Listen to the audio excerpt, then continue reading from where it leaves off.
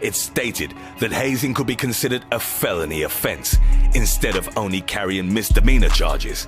In 2006, Meredith's family was awarded $14 million by a jury, one of the most substantial hazing settlements ever granted.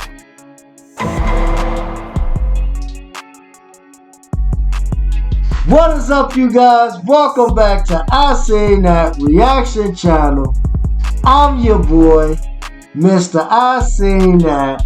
And if you're here for the first time, make sure you like, comment, and subscribe. And turn on that bell notification. And how can you do that? By just hitting the eyeball in the bottom right corner.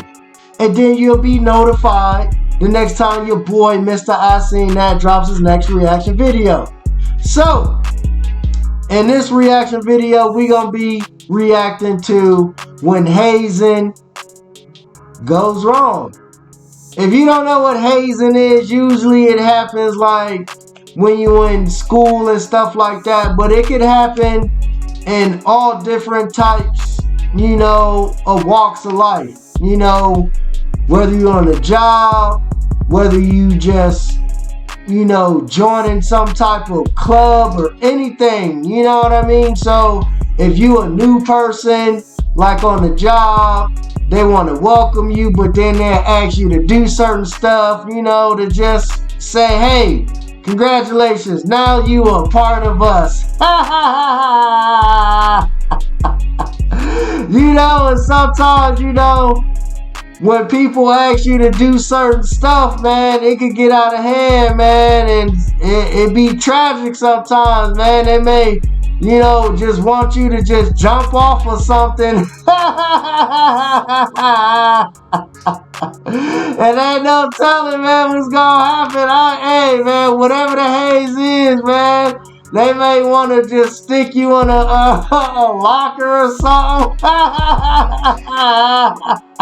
And you just be in there for 3 days with nothing to eat, nothing.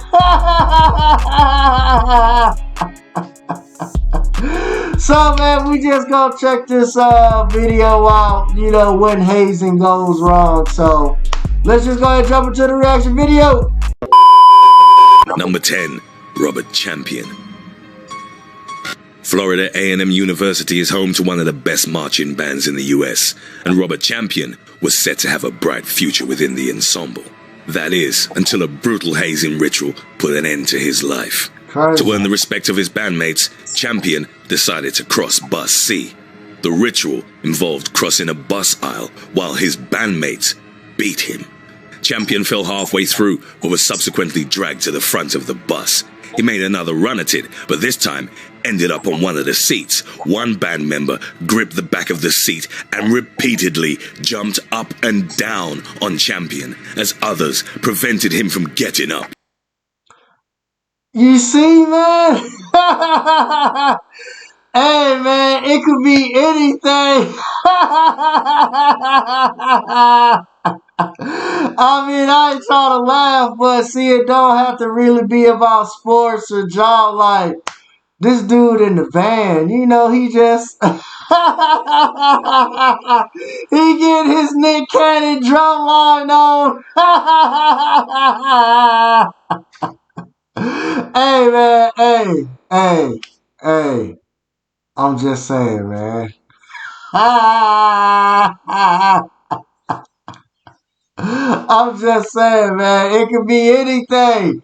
The hazing, so Buddy had to be on the bus and run. Man, that's tough. Hey, that's a lot of band members. That's a lot, man.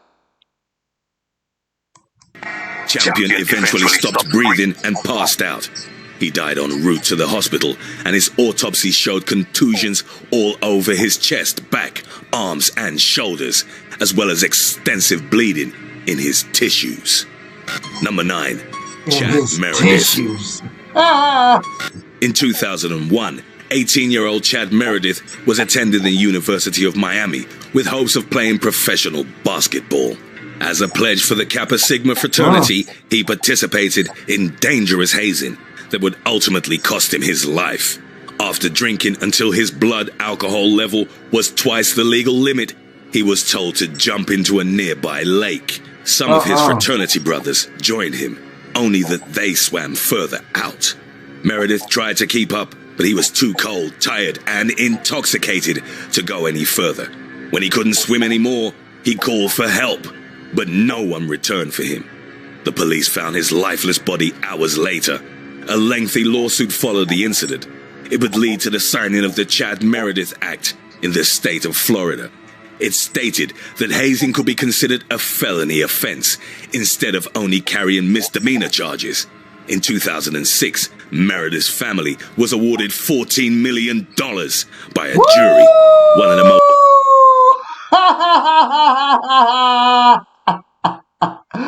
14 mil for the haze, boy.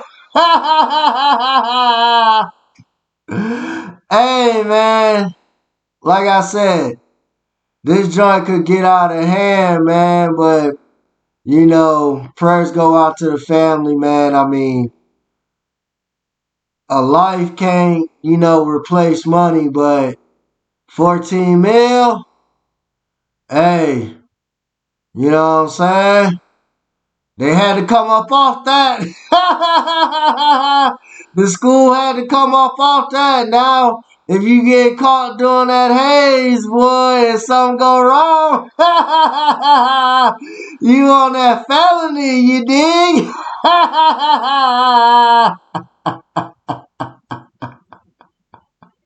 Substantial hazing settlements ever granted. Number 8, Richard Swanson. That boy Richard. In September 1959, Kappa Sigma pledges at the University of Southern California underwent the typical hazing humiliation with one disgusting addition. Each of them had to swallow quarter-pound pieces of raw liver, which had been soaked in oil. Additionally, they had to do so without chewing. Richard Swanson, one of the pledges, started choking after the meat got lodged in his throat. The police and emergency services arrived on scene, but the fraternity members didn't tell them what had happened. Instead, they claimed that Swanson's respiratory distress had been caused by a nervous spasm. 2 hours later, Swanson was pronounced dead. The 1977 film Fraternity Row was inspired by the incident. Number 7, Sean Davis. The 23-year-old had been an employee at Republic Energy Drilling Company around a week when veteran workers tried to initiate him. They attached a belt to his body, and even though Davis struggled, they hoisted him up via a cable that was used to pick up pipe. Davis was hooked to the cat line. What they didn't notice was that the device used for drilling holes in the ground, which rotates at 70 spins per minute, was turning at the time. As the cat line sagged from Davis's weight, it got caught in the device. Davis was dragged face first out of the building. He hit a metal door so hard that it was taken off its hinges. He was then spun 10 to 20 times around the... Yo, that boy hit a metal door that got knocked off the hinges? Boy, you know that boy. Hey, man, like I was saying, it could be anything, man. You see, like, this is a job, you know? And maybe these guys probably done this before, and it just went wrong this time, man. So, hazing could be any type of thing, man. Just, we want to welcome you, but this is what you gotta do. Or this is what we're going to do to you. Hey,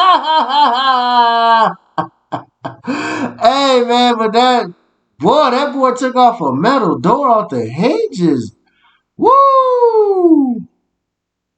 Drilling device hitting various surfaces and pieces of equipment. Everything was shut down, but by that time, Davis had already died of blunt force trauma. Number 6, Matthew Carrington.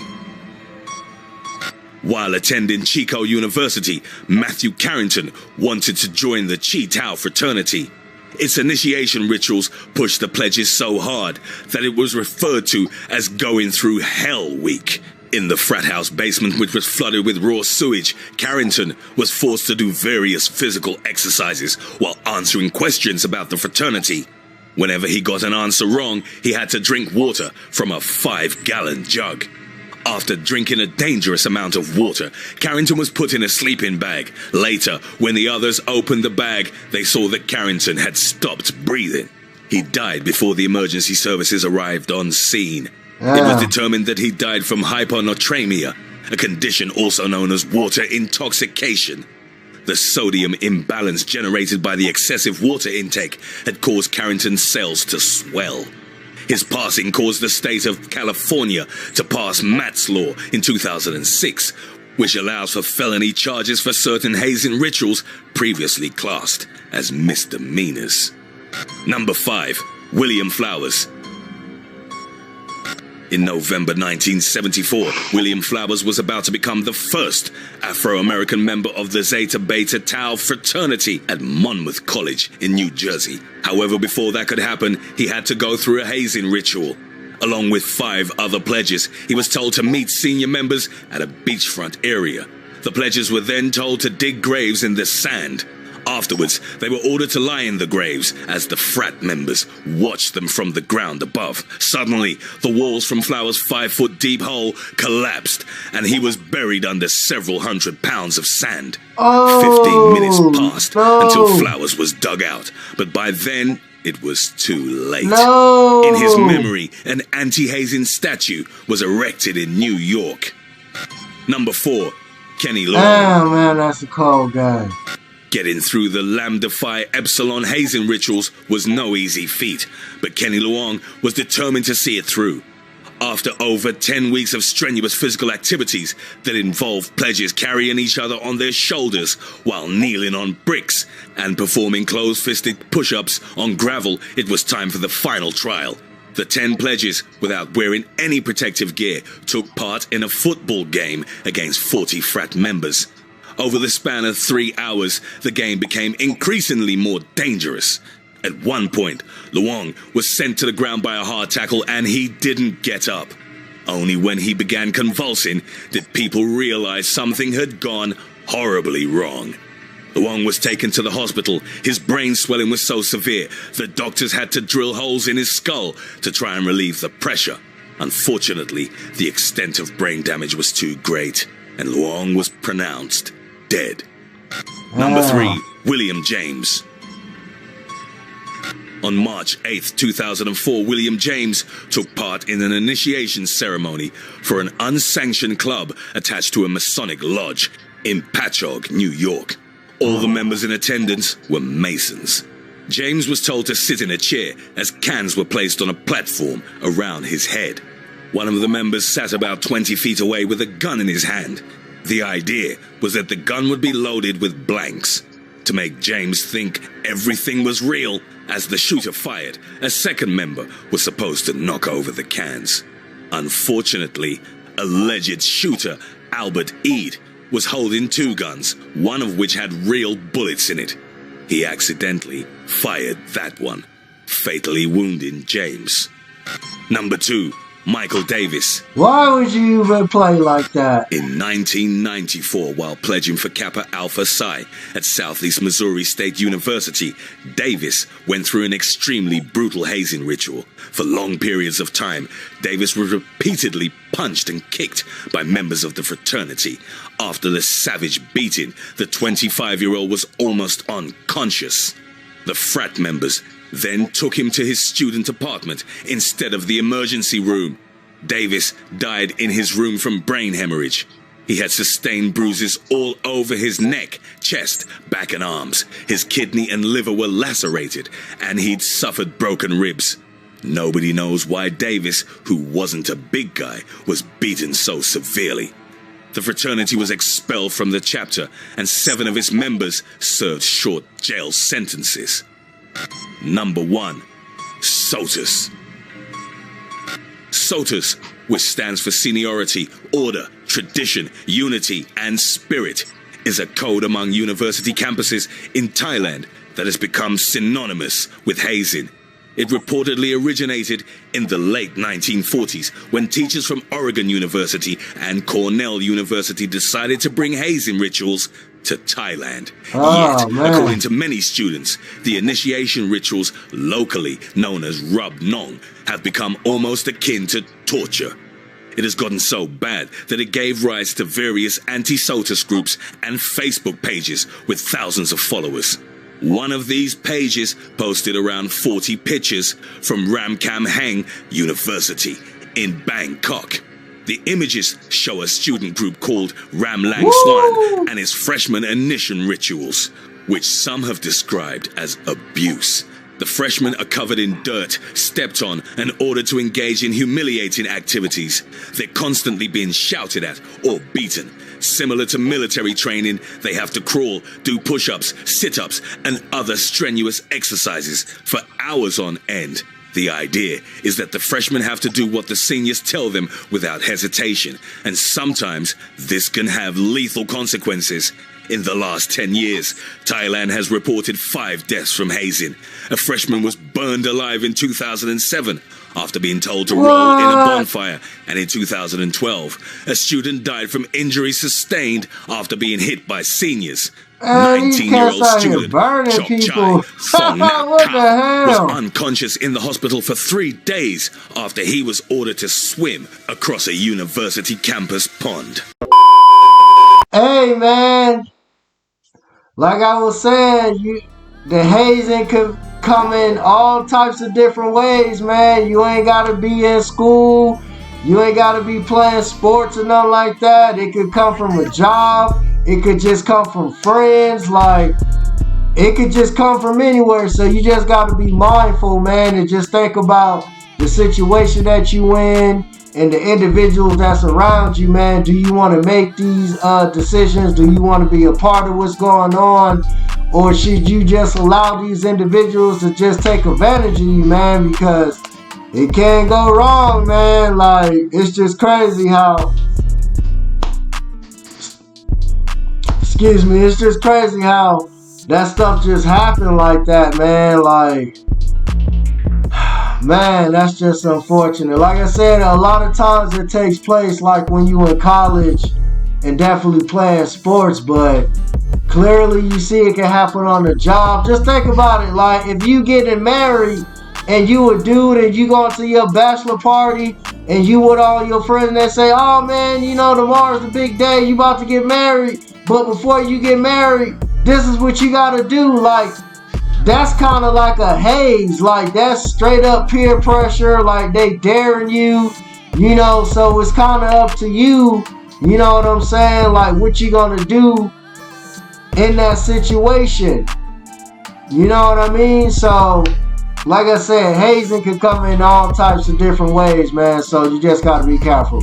But if you're here for the first time, make sure you like, comment, subscribe, turn on that bell notification so you can be aware the next time your boy, Mr. I See That, drops his next reaction video.